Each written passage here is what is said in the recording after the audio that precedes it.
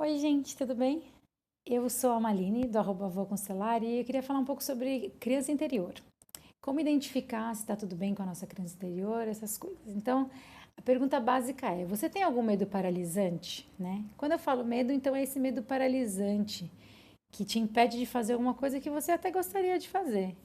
Então, se a sua resposta for sim, grandes chances de ter alguma questão com essa criança. Por quê? Porque o medo ele é basicamente infantil.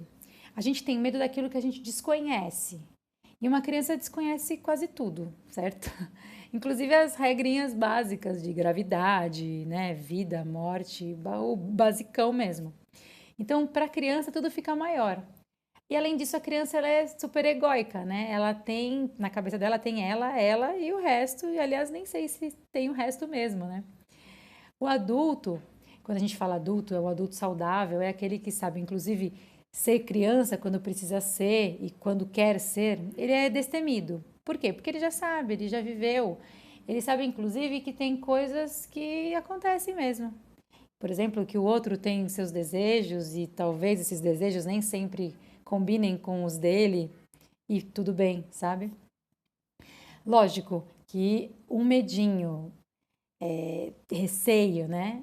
A gente sempre tem e é até muito bom, é saudável, demonstra que você tem um apreço à vida, às conquistas que você teve e é até um sinal de inteligência. Um receio de, por exemplo, ser mandado embora do emprego assim que você fez uma compra de um apartamento, né, uma comprona. Ou então um medo, um nojinho de cobra, né? Isso tudo bem. É, mas para esses casos é aquilo, né? Você tá com medo, mas você vai com medo mesmo, segue em frente. Mas o medo paralisante, ele vem de onde? De uma insegurança de alguma coisa que a gente viveu em algum momento. Que pode nem ter acontecido daquele jeito que a gente lembra, ou que foi, mas fica aquela sensação. Então, é como se a gente tivesse vivido, vamos dizer assim, um trauma, tá? E a gente fica ali parado naquela idade. E toda vez que a gente revive isso, ou então a gente revive algo que se assemelha a isso, né, os gatilhos, a gente volta para aquele lugar, para aquela idade, para aquela criança, para aquela sensação. Eu vou dar um exemplo bem besta, mas que acontece, tá? Por exemplo, medo de falar o telefone. Não sei se você conhece alguém, né? Tem sempre um vizinho assim. Você pode até falar, não, medo, eu não tenho. Mas olha, eu prefiro o WhatsApp. Eu prefiro mandar um áudio, prefiro escrever. Tá, mas se tiver a empresa, a pessoa que você quer falar, se essa pessoa não tiver o WhatsApp, né? Você prefere procurar uma outra empresa, falar com outra pessoa. Isso já é algo a ser considerado. Mas eu tô falando do meu vizinho, eu não tenho isso na minha vida, né? Quase nada. Lógico, gente, que cada caso é um caso. E, de novo, né? A gente fala aqui do geralzão. Mas a gente tem que ficar atenta a essas diversas manifestações desse medo. Por quê? Como nesse exemplo do telefone, né? Nem sempre o medo, vamos colocar entre aspas, ele vem com aquelas características marcantes de um medo.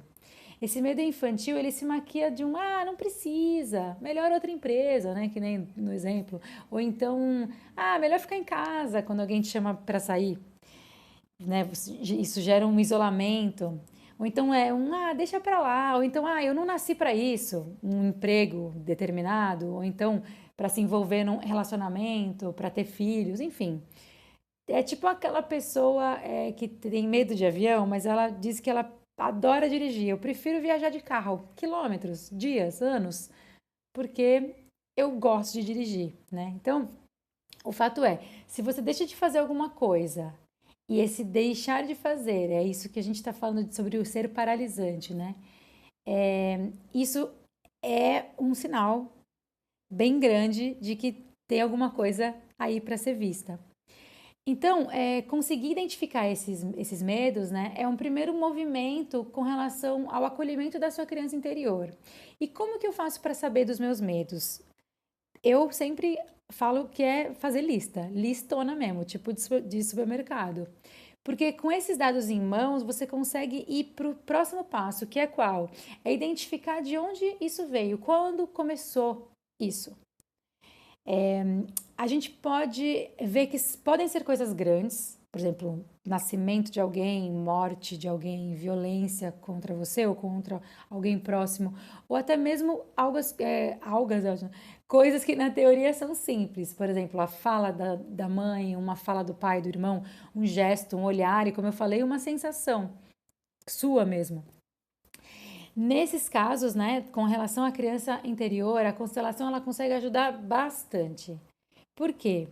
Eu já falei isso em outras vezes, mas as regras da constelação sistêmica familiar, elas cabem para qualquer sistema. Se você pensar na sua vida, né, a sua vida como um sistema, isso fica bem simples a gente conseguir entender como que se encaixa. Porque se dentro de um sistema todo mundo tem que ter pesos iguais, né, no caso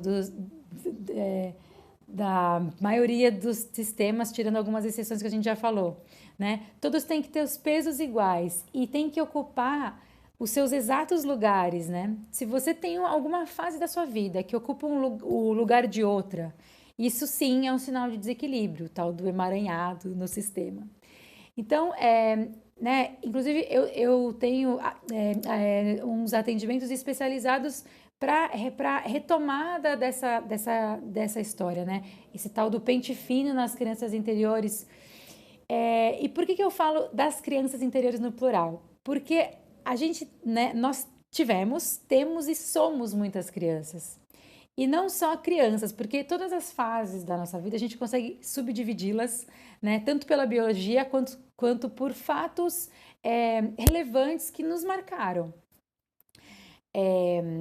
A gente tem coisas na nossa vida que realmente são antes e depois de tais e tais fatos. Quem viveu sabe, né?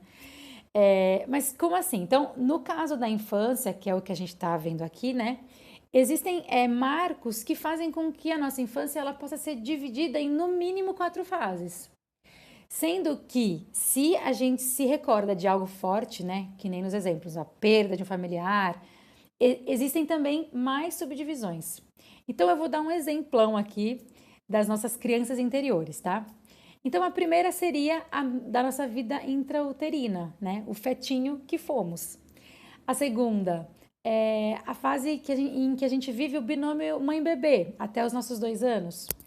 Terceira, até os nossos 7 anos, quando a gente está ainda sob a energia da nossa mãe. Lembrando que de 7 em 7 anos o nosso corpo físico ele se renova. Então, aqui também é o término do primeiro setênio. E a quarta criança seria dos 7 aos 14, quando a gente passa para a energia do pai. E também é o fim do segundo setênio, né?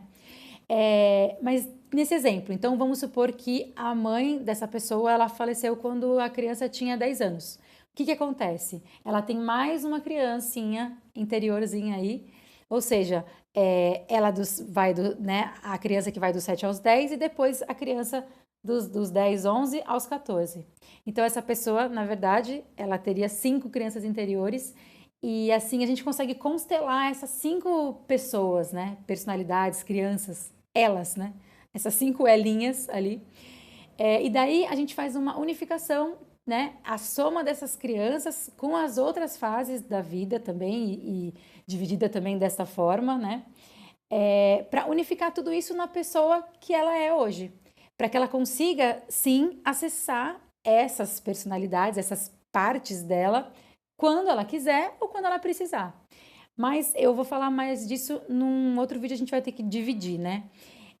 Então me fala o que você tá achando, se você tem também as suas criancinhas, se teve muito antes e depois na sua vida, me fala, tá bom?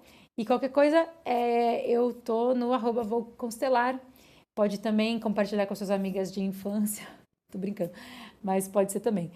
Esse tema é muito gostoso de falar, ele traz muita reflexão, né? Então tá bom, beijos e qualquer coisa me escreva, tá bom? Beijo, tchau, beijo de novo.